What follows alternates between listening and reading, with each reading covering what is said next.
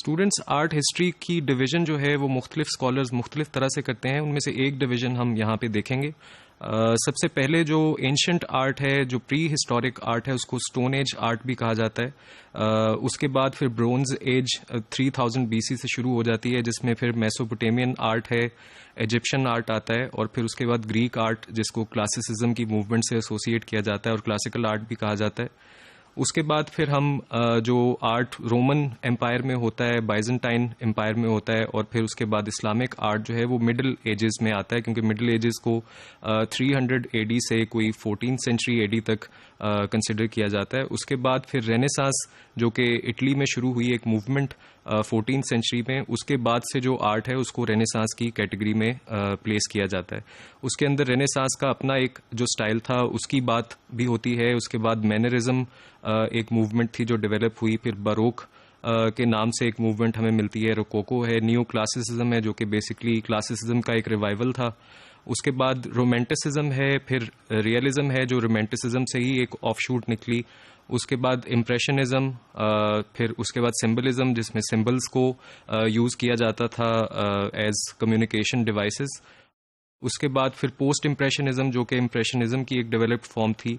New impressionism, जिसमें कुछ new innovations शामिल की गई, और इसी तरह फिर पॉइंटलिज्म है एक मूवमेंट। उसके बाद का जो टाइम पीरियड है, जो कि 20th सेंचुरी तक हम पहुंच जाते हैं, उसको फिर मॉडर्न आर्ट का टाइम पीरियड कहा जाता है, जिसमें 20th सेंचुरी के सारे मूवमेंट्स शामिल हैं, जिसमें फॉविज्म है, एक्सप्रेशनिज्म है, क्यूबिज्म है, फ्यूचरिज्म है, सुपरमैटिज्म है, कंस्ट्रक्टिविज्म है, आर्ट डेको की एक मूवमेंट है। उसके बाद डाडाइज्म, सरियलिज्म की मूवमेंट्स हैं जो 20th सेंचुरी की मूवमेंट्स हैं। उसके बाद फिर एब्स्ट्रैक्ट एक्सप्रेशनिज्म है जो कि last quarter of 20th century में शुरू हुआ। एक्शन पेंटिंग है, पॉप आर्ट है। फिर उसके बाद पोस्ट मॉडर्निज्म का एक ट्रेंड हमें मिलता है, एक पीरियड मिलता है जिसके अंदर फिर डीकंस्ट्रक्टिविज्म, ओप आर्ट। उसके बाद जो लेटेस्ट हमें आर्ट मूवमेंट्स मिलती हैं उसमें फोटो रियलिज्म है, कॉन्सेप्चुअल आर्ट है, जंक आर्ट है, हैपनिंग है, प्रोसेस आर्ट है, फाउंड ऑब्जेक्ट है, और इंस्टॉलेशन आर्ट है, जिसकी हम पहले बात कर चुके हैं। तो ये जो आपने टाइमलाइन देखी, इसके अंदर आपको डिफरेंट आर्ट मूवमेंट्स की सिर्फ आइडेंटिफिकेशन करवाना एक मकसद था। अगर आप इनको टाइम के हवाले से देखना चाहते हैं कि किस तरह से इनकी डिवीज़न है पिछले 10,000 साल में, तो आप इस फिगर को गौर से देख सकते हैं। इसके अंदर सबसे पहले तो आपको जो कॉलम नज़र आ रहा है स्टोन एज का है, जिसको प्री हिस्ट्री कहा जाता है। उसमें एक लोअर पैलियोलिथिक एज है, फिर मिडिल पैलियोलिथिक है, और फिर अपर पैलियोलिथिक है। जो हम जिस तरह से मूवमेंट्स को एक्सप्लोर करेंगे, जिस तरह से आर्ट ट्रेंड्स को एक्सप्लोर करेंगे, उसमें सबसे पहले प्री हिस्ट्री में स्टोन एज में जिस तरह का आर्ट हुआ, यूजुअली उसमें केव पेंटिंग्स होती थी, उसको हम देखेंगे। उसके बाद एंशंट हिस्ट्री जिसको कहा जाता है, उसमें ब्रॉन्ज एज और आयरन एज आती है। ये बेसिकली 3300 बीसी से लेके 500 एडी तक ये एज चलती है। उसके बाद का पीरियड फिर मिडिल एजेस का है, और फिर मॉडर्न हिस्ट्री आती है।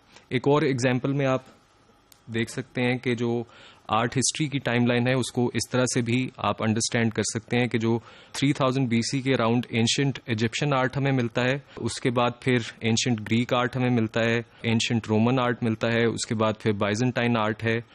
इसी के पैरेलल इस्लामिक आर्ट की डेवलपमेंट हुई। फिर रेनेसांस का पीरियड आता है, जिसमें वो सारी मूवमेंट्स जो हम पहले डिस्कस कर चुके हैं उनका हमें यहाँ पे टाइमलाइन के साथ डिफरेंट आइडेंटिफिकेशंस नज़र आ रही हैं। उसके बाद मॉडर्निज्म का एक टाइम पीरियड है जो कि आप देख सकते हैं कि 1870 से 1970 तक ये 100 ईयर्स का एक टाइम पीरियड है, जिसमें डिफरेंट मूवमेंट्स डेवलप हुई। और फिर उसके बाद पोस्ट मॉडर्निज्म का 30-40 ईयर्स का टाइम पीरियड है। अब आप इसमें जो गौर कीजिए वो ये कि जैसे जैसे टाइमलाइन में डेवलपमेंट हो रही है, जो फ्रीक्वेंसी है आर्ट मूवमेंट्स की वो बढ़ रही है। इनिशियली आप देखते हैं कि बहुत लंबे टाइम पीरियड के लिए एक खास तरह का आर्ट हुआ, लेकिन बाद में जैसे जैसे सोसाइटी डेवलप हुई, जैसे जैसे सोशल इंटरेक्शंस बढ़ने लगे, उसकी वजह से जो डायनेमिक था उसके अंदर बहुत ज़्यादा सोशल लेवल पे भी और इंडिविजुअल लेवल पे तब्दीली आना शुरू हुई, जिसकी वजह से हमें बहुत सारी नए स्टाइल्स इमर्ज होते हुए नज़र आते हैं। स्पेशली लास्ट 150 ईयर्स में जितनी मूवमेंट्स डेवलप हुई वो आपको पूरी हिस्ट्री में नहीं नजर आती। उसमें इतनी ज़्यादा फ्रीक्वेंसी है कि कुछ मूवमेंट सिर्फ 5 साल की हैं, कुछ 20 ईयर्स के लिए चली, कुछ 10 साल के लिए चली, लेकिन जो हमें कंटिन्यूअस एक फ्लो ऑफ डेवलपमेंट नज़र आता है जिसमें फॉर्म में भी बहुत सारी तब्दीलियां हुई, उसके कंटेंट में जो आर्टिस्ट की अप्रोच थी वो भी बहुत ज़्यादा चेंज हुई वक्त के साथ साथ।